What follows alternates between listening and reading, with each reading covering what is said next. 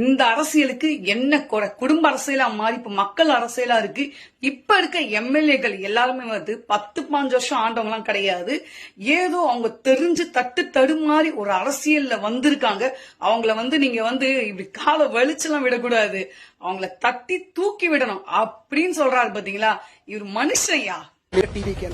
எல்லா அமைச்சர்களும் முதல் முறை அமைச்சர்கள் அண்ணன் செங்கோட்டையன் அவர்களை தவிர எல்லாரும் ஃபர்ஸ்ட் டைம்.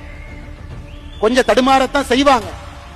தடுமாறும் பொழுது ஒரு நல்ல சமுதாயமாக இருந்தால் தூக்கி பிடிச்சுதான் விடணுமோ தவிர கீழே அழுத்தக்கூடாது என்பதில் தெல்ல தெளிவாக இருக்கின்றோம்.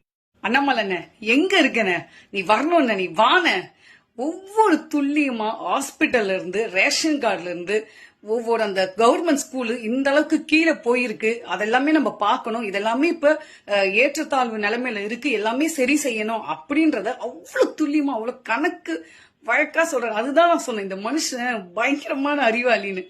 ஜிம்முக்கு போற பசங்க தான் இவ்வளவு கிராம் கணக்குல சாப்பிடணும், இவ்வளவு புரோட்டீன் சாப்பிடணும். அதே மாதிரி நம்ம அண்ணன் அலசி ஆராய்ஞ்சிருக்காப்புல.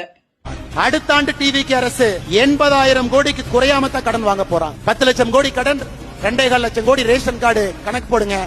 4.25 லட்சம் கோடி ஒரு ரேஷன் கார்டுல கடன் இருந்தா பிரம்மாவே வந்தாலும் கூட தமிழ்நாட்டை காப்பாற்ற முடியாது. அதை நாம் சரி செய்யணும்.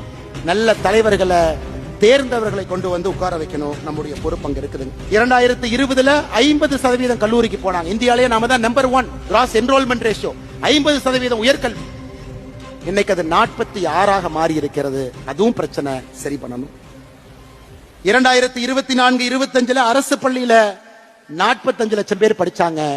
இன்னைக்கு அது 40 லட்சமா குறைஞ்சிருக்கு. அரசு பள்ளி பக்கம் யாருமே போறதில்லை. அதை சரி பண்ணும்.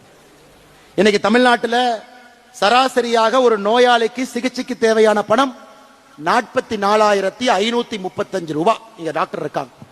இந்தியால தனியார் மருத்துவமனையில சிகிச்சைக்கு அதிகமாக பணம் கொடுக்கக்கூடிய ஒரு மாநிலம் நம்முடைய தமிழகம். இந்தியா 33,000 கொடுக்கறாங்க, நம்ம 43,000 கொடுக்கிறோம்.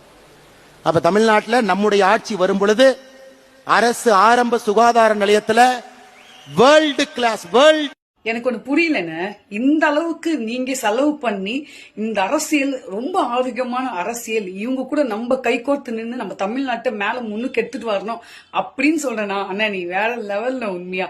சரி, 2031 உன்னை பொறுத்த வரைக்கும் அரசியல் எப்படி இருக்கும்?